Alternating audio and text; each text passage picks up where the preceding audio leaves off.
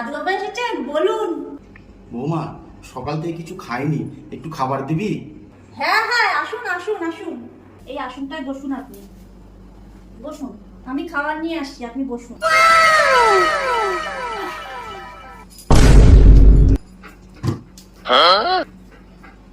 শোন মা, শোন শোন শোন, এদিকে শোন।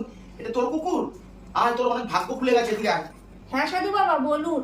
শোন, তোর এইটুকানি জায়গার নিচে খুঁদবি, 50 ফুট নিচে অনেক সোনা পাবি তুই। ও তাই নাকি বাবা? এ নিন বাবা, আপনি সেবা করুন। বৌমা, শুধু রুটি দিলে, তরকারি কোথায়? কেন? মাটির নিচে যে সোনা রয়েছে সেটা দেখতে পেলে, আর রুটির নিচে যে তরকারি রয়েছে সেটা দেখতে পেলে না, ভণ্ড সাধু।